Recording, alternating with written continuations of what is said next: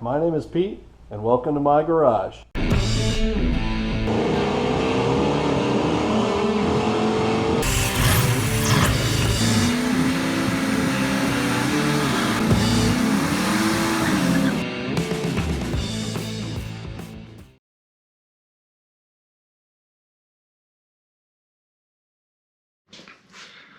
Welcome back to Pete's Garage, where today I'm going to tackle the wiring of my LS swapped BMW. Now, one of the biggest hurdles people have whenever they're doing an engine swap from one chassis to another is trying to figure out a way to integrate like something like this, a General Motors engine with the BMW chassis. Now, trying to integrate those together can be a little bit of a difficult task if you don't know what you're doing. And it's still difficult even when you do know what you're doing, because it's almost like they speak two different languages as far as data communications and stuff like that goes, because our computers nowadays talk to each other. It's like the car's computers are speaking in German and my GM computer speaking in English. So we're going to have to kind of work through that and get it figured out. Use some of the BMW sensors on the GM engine, and I'll show you what I did there.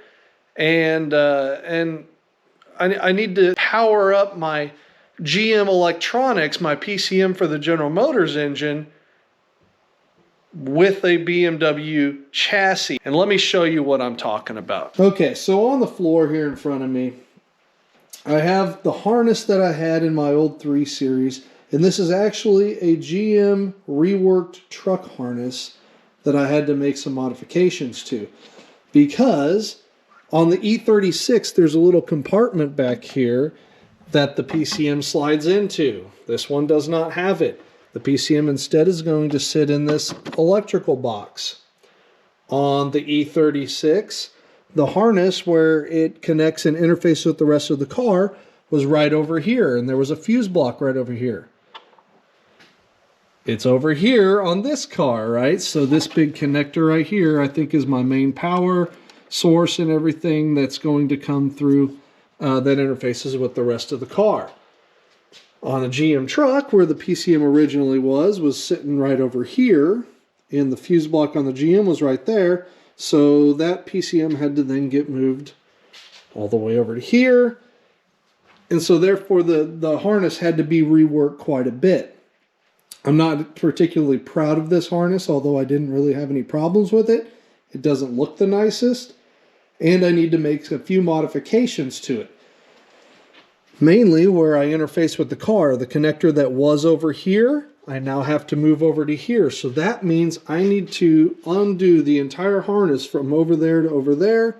So therefore I can move all the wires over so I can interface with the rest of the car. Coolant temp sensor is over here on the driver's side head. There was a plug on the GM cylinder head in the back. I was able to screw the BMW temp sensor in there so I can run that temp sensor through this harness up to the gauges and everything on the inside of the car, so I can have gauges. I'm going to have to rework where my map sensor is. Where the map sensor is on this car is right here. On a normal LS naturally aspirated, if it was like an LS6 intake, which is what I originally had, it was at the back of the intake, so those wires are going to have to get extended over to here. Likewise, the intake air temp sensor is right here now versus up here with the mass air meter. So I now need to take this part of the harness and now connect it into there. And then my fuel injector connectors are different also. So I already have my blower is bolted down. It is torqued. I have the lid on. It is torqued down. The fuel rails are torqued down. And as you can see, the fuel injectors are installed. Now, the connectors on my old engine had EV1 style fuel injector connectors, and I need to go to EV6 style, which look like this. So there is a difference.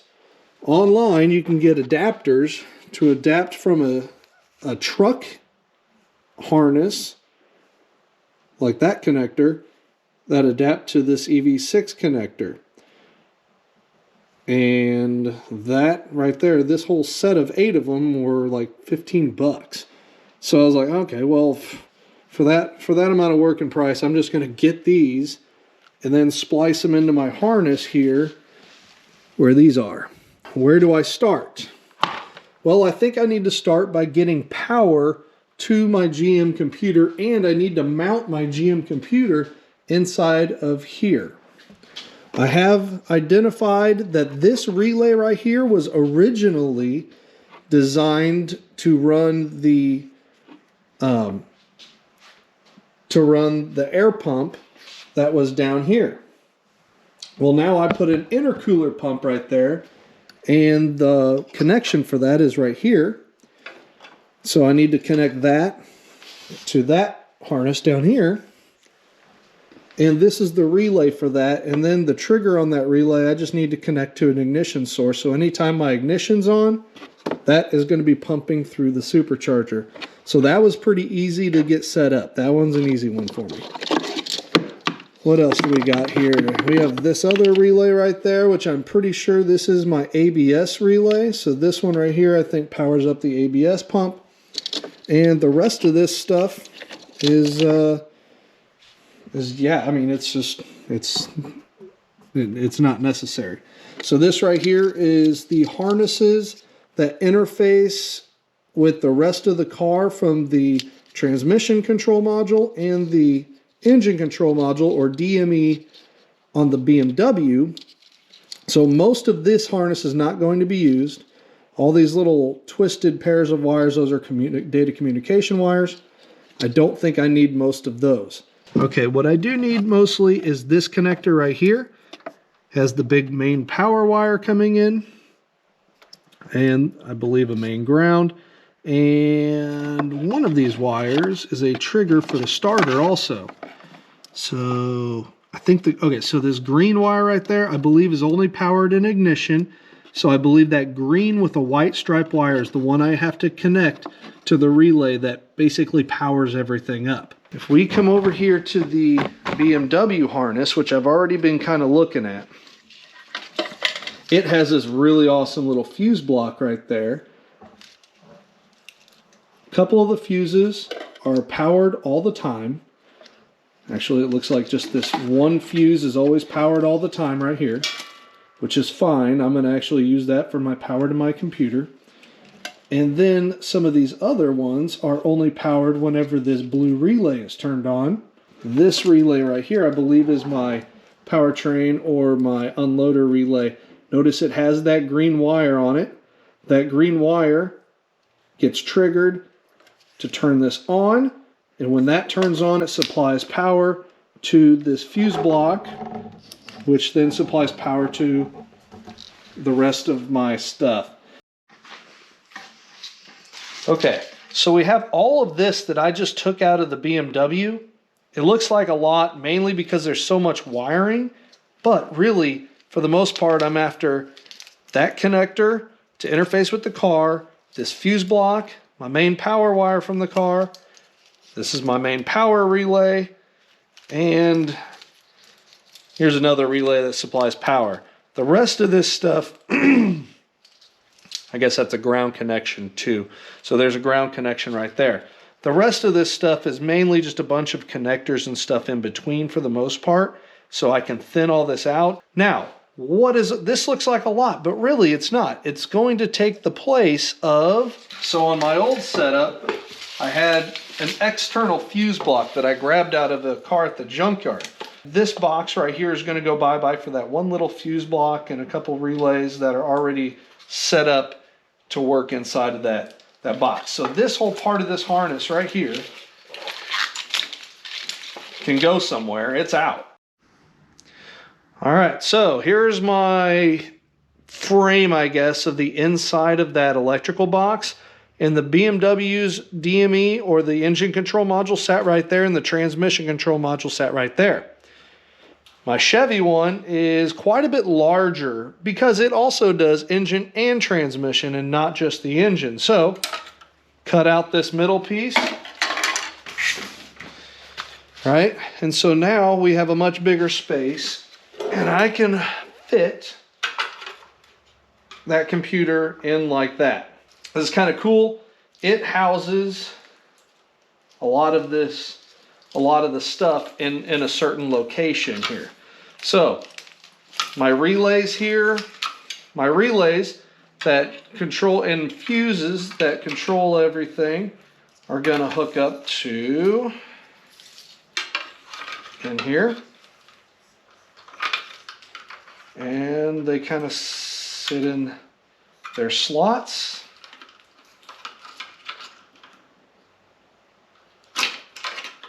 So it'll make for a clean installation once I get all the wiring tucked and everything underneath.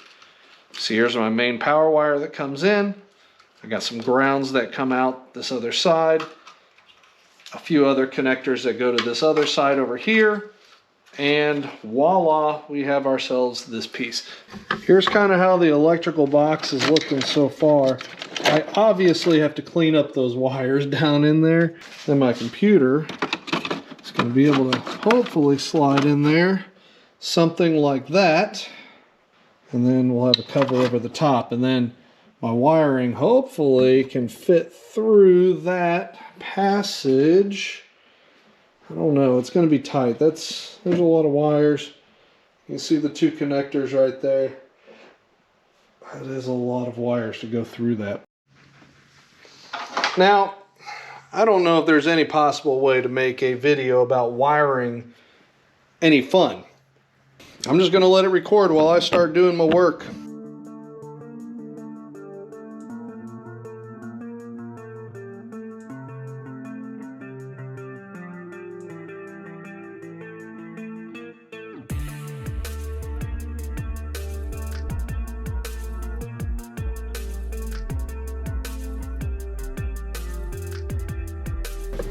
Looks like a big spaghetti mess right now. My fuel pump trigger wire, it's going back into the harness with all these. And this doesn't go to the PCM. It's already connected to the PCM over here. It actually goes to this main connector over there. I need to figure out which wire is the trigger wire for the fuel pump. And so it's going to splice to one of these wires that's right here.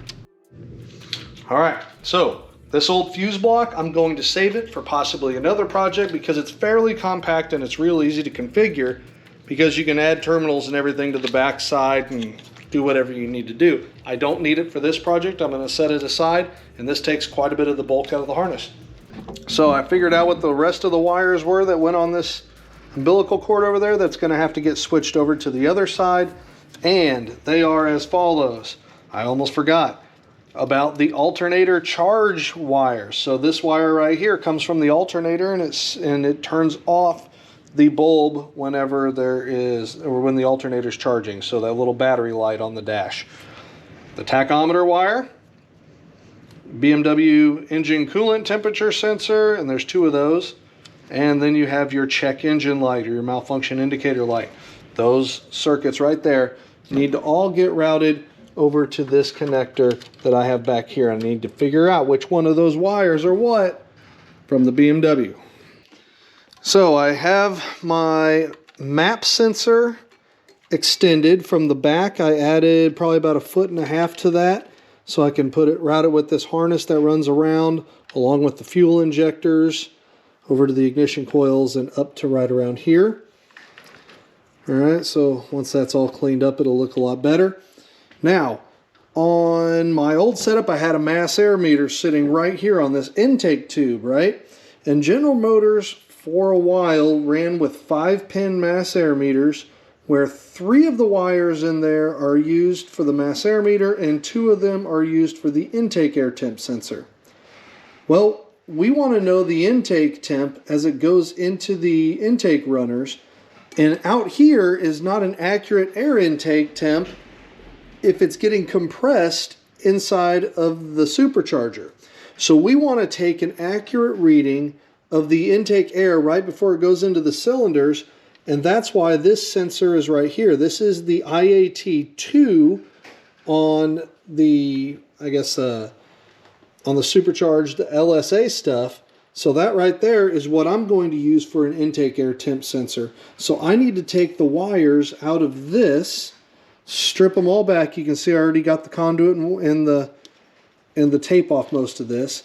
Strip that back, and so where the harness comes up for this map sensor, it's also going to break out and come right there, so it'll be a clean installation.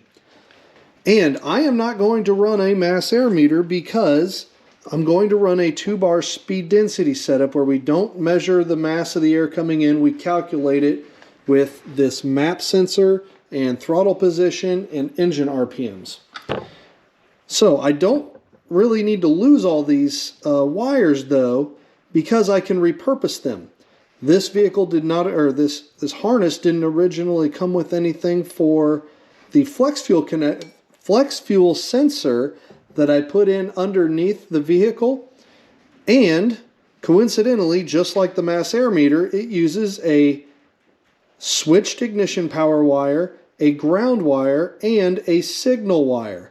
So all I need to do is repurpose the pink wire. It's already run to ignition, so that's perfect. The ground wire is already ran to ground, so all I need to do is take whichever one it is, I need to look it up, whichever one the signal wire is from this mass air meter, I need to take its wire out of the harness and put it into slot number 56 of connector 1, C1, pin 56, which is the pin for flex fuel or the fuel composition sensor. So that's pretty easy, right? So I just got to switch a couple pins in these connectors, and then once I split this wire out, I can strip it back, run it down through there. I'm going to have to extend it a little bit into my flex fuel sensor connector that I have down there. But that's pretty easy. I don't have to run the wire all the way. You know, I don't have to run 3 wires all the way. I can repurpose 2 of them because they're the same as this connector. I get, you know, the 12 volts and then the ground, and then the signal wire, I just switch it right there. Super easy. Just a little time consuming to strip all the wiring back. And the real tough, you can see, I've already thrown some of this stuff away, but the real tough part is keeping it all organized and keeping it bunched up where it needs to be so it doesn't get all spread out. Another thing I need to do is switch out all these fuel injector connectors. You can see those right there. I got 8 of them, so that's 16 wires that I need to splice, and I'm going to take these and I'm going to splice them in there while I have this stripped. So I have pretty much access to 4 of the 8 right now. I still would need to strip this one, and this entire harness right here is mainly fuel injectors except for the ignition side of things. So here we go. Get in there. There we go. You'll see it poke through. I'll pull back a little bit and it's latched in there. So now my mass air meter wire has now become my flex fuel sensor wire.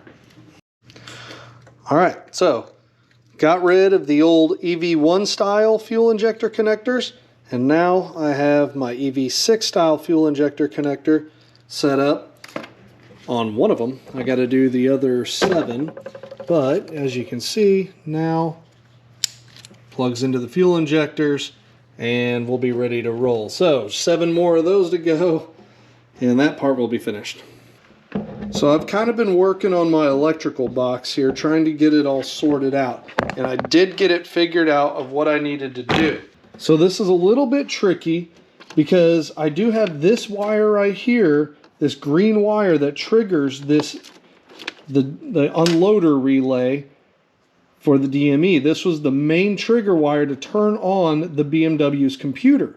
What the BMW's computer then was supposed to do is it was supposed to then ground another relay, this one right here, through this brown wire that went to the other computer. And when that one triggered, it then supplied power from this one to all these fuses. Well, that was kind of weird that I had to tell the computer to turn itself on. I went ahead and I took that relay out of the equation and I wired this one to where whenever this one kicks on, it supplies power. You can see It actually comes through another connector out through this one, then supplies power on this red with yellow stripe. It supplies power to this right here, and that one powers up 3 of the fuses, the middle 3 fuses. So the 3 middle fuses on this fuse holder all get powered whenever the key is in the on position. And I do need to double check and make sure it stays powered whenever it's in the start position. I'm pretty sure it does. For the starter wire, you can see I've been checking this. This is the wire that's supposed to go to the starter. It's this black wire in this connector. It runs, you know, down into this connector that runs to the anti-theft module, or EWS, and it does not seem to be working right now because it is expecting the BMW's computer to be telling it that the vehicle's in park. Well, we don't have the BMW's transmission module or engine control module in here, so I need to bypass that because I don't have any way of sending those signals over the CAN bus to tell it that it's in park. So I'm going to have to bypass that under the dash in order to get this thing to crank. So all these wires in this thing are connected together off of this one big power wire coming in. So that's kind of cool. I got one big power wire coming in. It's thick gauge, and it can supply power to all these other circuits that need full-time power. And, ooh, yeah, this wire right here, I'm going to use that as my fan power wire because, as you can see, and I got to fix this wire right here, I have a big long power wire that has to be for this fan controller. It needs about the same diameter of wire in order to supply power to my electric fan that I got. I need to get this all cleaned up and everything, put some new conduit or wrap it up. But here's the main power wire. Here's the 2 wires for the trigger for the relay for high and low fan. And this is the ground wire that I can connect and run to ground. Okay, so now I'm moving down to my transmission part of the harness right here. I got it kind of pulled up here so I can work on it. And I had a 4L60E, and this was a 4L60E harness out of a trucker Tahoe or something. And I'm turning it into a 4L80E harness. Now the 4L80E also has the same connector. However, there's a couple of terminals that are a little bit different. Now I do need to add an input speed sensor to this. This right here is just an output speed sensor. Easy enough to do. I have it down on the transmission. I'm going to get it off of there and wire it into this, but it has to run all the way up this harness, all the way up to my PCM separately. I have to change 2 things on this connector, 2 wires. First, I got to take the back side of this connector off, and I was able to pop that off with take the clips off and everything, just pull it kind of down and aside. And then there's a seal in the back side of this. I pried that seal back and everything so I could get to these wires. Although I guess I could have left that seal really in there, but it makes it a lot easier. So then I also pried out this little terminal position assurance, this TPA right here, pried it out. There we go. The white wire comes out. I'm going to pull it out of the spot in that. And then the brown wire over here. So this one was in terminal S. I need to take the brown wire right here out of U, which is, and if you wiggle the wires, you can see which one's which, because it went S, T, U. Okay, I took that one out of U.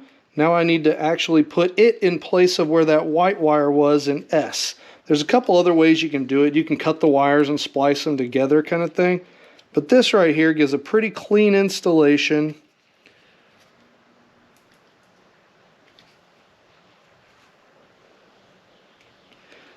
And push it into place where S was. Now this white wire I believe is not even used. I can cut it off, tuck it up, whatever I need. And actually on this seal there's a couple plugs. There's one plug right there that was originally in it, but instead I just took another wire out. I need another plug, but luckily I have another harness just like this sitting over here, and I'm going to grab it off out of there. So I actually remeasured And it looks like actually I need to take 2 feet out of this harness. I mean, look how long this thing is. This is all the way from the back of the motor all the way up here. There's no way the transmission is that far back. Now, whenever you have a truck intake, it's a lot taller. This harness comes off the top of the truck intake and everything. So that's why it's so long. And on a 4L60, it has to run around to the other side of the transmission. So on this one, I got to take about 2 feet out of this thing because, like I said, after remeasuring, I found out it needed 2 feet taken out. So I'm just going to go 1 wire at a time. Pretty simple. Snip, clip, and heat shrink and everything, and solder. Yeah, it shouldn't take too long, especially since, you know, there's only, oh, I don't know, 10 or 12 wires, and they're all getting cut the same length.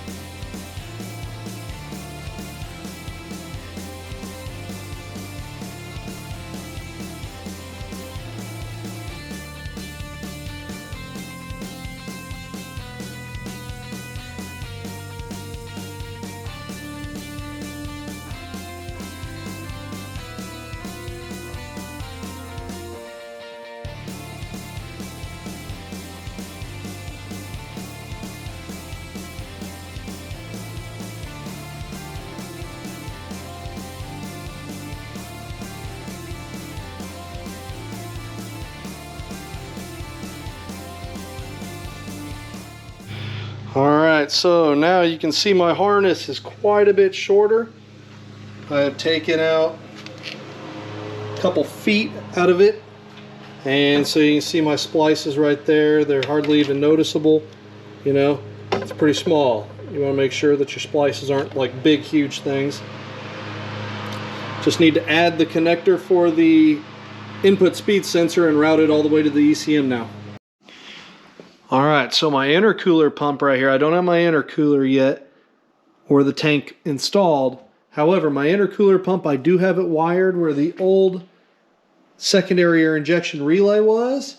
And that's this relay right there. I had to rewire it a little bit. But I have it also tied in to any time the fuel pump is on, it turns that relay on. So the trigger from the PCM to turn on the fuel pump relay also turns on the intercooler pump relay. So I don't think that pulls too much current, but if I turn on the fuel pump, you can hear that thing running right there. Today, I think I'm going to start up my car.